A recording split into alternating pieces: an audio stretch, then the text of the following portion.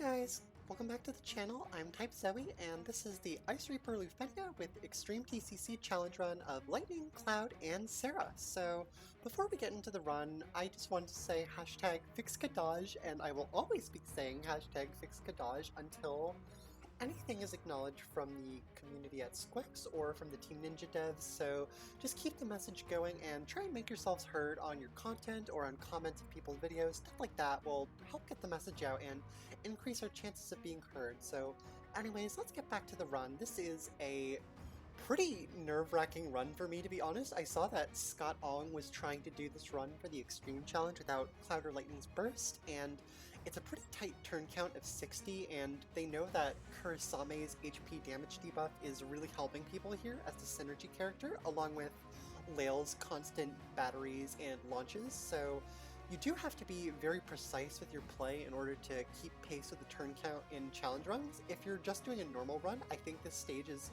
pretty easy actually, and you can really just delay it to hell and use your burst phase immediately and stack up a bunch of damage. I've seen Emperor done really well here. I used him for my initial clear. Garland is super awesome in the main party as well. There's been a bunch of airlines teams, stuff like that can work. So I've been using Cloud and Serah a lot this cycle for my challenge runs because they kind of make up Layle's kit between them. This is a really stupid comparison, but if you combine Cloud's launches with Serah's battery, you're basically getting a Layle, and then in addition to whatever other roles they cover. So we're gonna roll with that and see how we do on these flying wasp thingies here. I have no idea what they're called. So it was important for me to get my debuffs up as fast as possible with the Amit Italian and the Gabranth calls, because those will be a big increase in the party DPS. And there I used Serah's skill 1 instead of her Moonlight because I didn't want her to turn jump into the cloud so he could take the orb. And we focused one of them first because it's easier to manage the orb with Lightning's EX when there's only a single target. And we're going to see her skill here. It ticks down to 1, but she's going to have her EX available. We don't get a plus version, which is annoying, but honestly fine because we really just have to take the orb, and we have a couple ways to avoid dealing with the boss's mechanics without delaying them, so you'll see those feature in the video. Sorry if I'm stumbling a little bit, I'm a little bit pressed for time and I do have to go to work later today, so doing this all in one take rather than the usual where I'll talk for a little bit, then cut away and re-talk again, so hopefully it's not too noticeable, but just trying to figure out what to do now that we've gotten past the orb phase. I'm thinking about whether I want to eat an HP attack here. I decided that I'm gonna go for a break reset and try and stall a little bit, so that I might not have to take that attack when we don't have any bravery in the party and it might break us, so that's what my thinking was there. Let's see what I go for. Yep, I thought it was another break reset, so I'm gonna use 2 of those to give Serah some time so that Serah attacks before we eat the all attack, and that way we can have some battery and avoid the break bonus, because break bonus in this game is a mechanic that mostly ends up helping the boss until we get Caius's burst plus in JP is really the first time I've ever seen the break bonus be utilized for the player in any meaningful way, so that's just something to keep in mind. So they are going to break Serah here, or yep, I thought so, but because it was only 1 break rather than 2 or 3, we're going to live it just fine, and we can recover a little bit from this. I'm going to break A, even though it's out of turn order, just to get the consecutive turn for Lightning and to charge her EX and get another delay off, so that will help us. A big thing for this team was also kind of the rhythm of Cloud and his usage, because he gets subbed out for Garland because Lightning is the best way to make use of Garland's burst effect and be turn efficient while doing so, which in a 60 turn count fight, being turn efficient is very important. So I think I used 2 LDs for the first phase of Cloud, and then I also only needed 1 for the last part because Garland lasts a really long time and we are also going to have our summon phase. So that was a fun thing to figure out because Serah is a very basic character to use. You just have to pick her skills and then check whether you want high turn rate or not and simple stuff like that, and upkeeping her buffs, but Cloud and Lightning have some more nuance to them in this run, especially Lightning. I ended up taking her speed passes off to get a better, more consistent EX charge, especially with Shiva and her turn jumping and Cloud being so slow. But I haven't normally played with Lightning's passives off. I don't find it useful that much, honestly, and I use her mostly for single target fights, which it's definitely not needed, but thanks to Destroth in the server for giving me that suggestion, which I did come into play with a little bit better EX uptime on this fight. So, yeah. Right, we are about a third of their health past, a little bit more. We're a little slow on the turns, but we still have that Garland friend and that summon, so not super worried. I'm thinking about whether I want to go into the Aroha call, and I end up doing it because I saw some good opportunities for launch damage, which was a great way for me to maximize this. This is an absolutely huge launch for a non-launch focused team. 500k, you love to see it. Her call is really nice on Cloud. Generally, you don't want to bring her call unless you're using it on a burst character, but for this one, I thought that with the launches, and because I didn't really have any other HP damage up debuffs, and Brave damage wasn't a problem, that her call, which was probably the best aura call I had for this fight, I could have brought 7s, to be honest. That might have been a little bit better. It would have been less of a uptick in immediate damage, but it might have sustained more across the fight, but it worked out, so I can't really complain, and shout out to Iroha for a good call.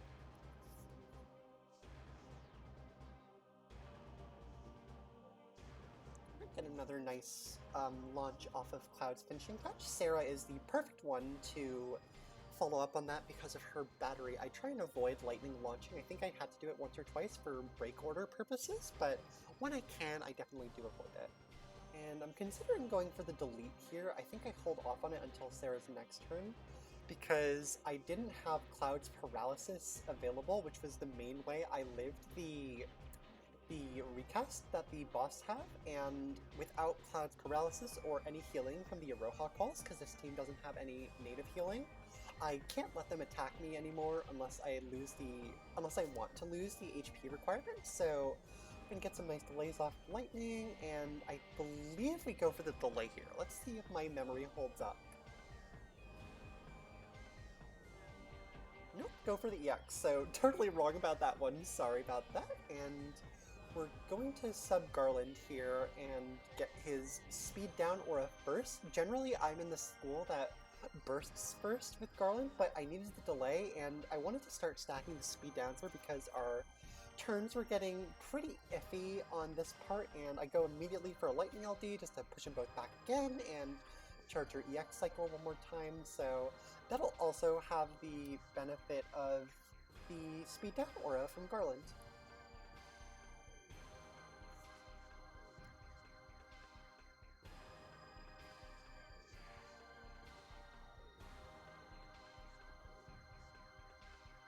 It's been good to pull Lightning off the bench a little bit for the last couple fights. I think her longevity is absolutely insane. Something that I didn't know about Lightning in the game is that she released before Sephiroth pre-rework, which blows my mind considering how loaded her kit is and how good her personal damage is. She's only really starting to fall off as a pure damage dealer now, which is like absolutely insane for a character that released 6 months ago, so shout out to Lightning for being broken as hell, and they definitely do not keep that trend up with her Burst Plus and her C90, so it's good to see her still shining while she can. She's definitely usable still, but you do notice that she did not get the goods compared to Cloud or Squall, her fellow Start Dash partners.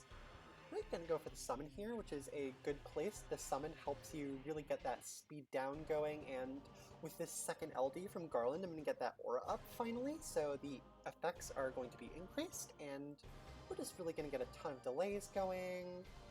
And yeah, I think I have a Serah LD still left over for use in the summon for some really nice damage.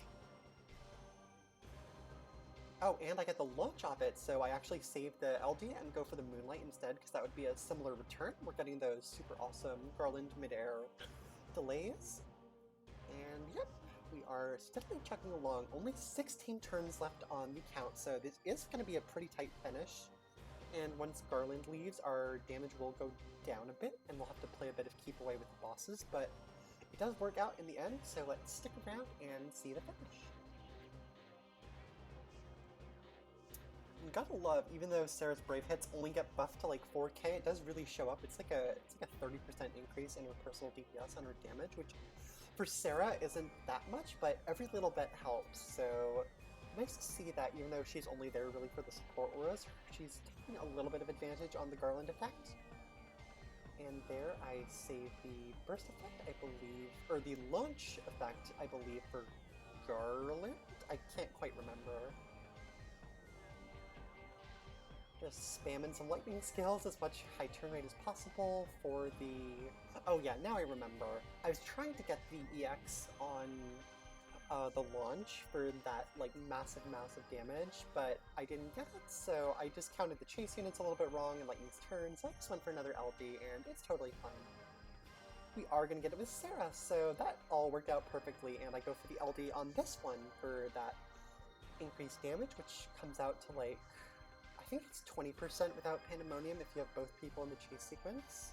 So that's some decent damage there, and we're going to get one final set in with Lightning before Garland leaves us. And I focused down a lot more because of the same thing as the first orb coverage in the fight, where it's easier for me to manage the orb if Lightning only has to worry about delaying a single target. But I do need to go for the launches on B because its health is much lower, and I'm gonna save that launch for another Serah Moonlight, and we've got that one super low, so time for some more single target fight. Lightning is absolutely spent. I have had to ridiculously spam her skills to keep the turn count requirements going, and luckily here I do get to save the 1% health for Cloud's last Blade Beam, which is really clutch honestly because it gave him some extra damage on letter B that absolutely ended up mattering.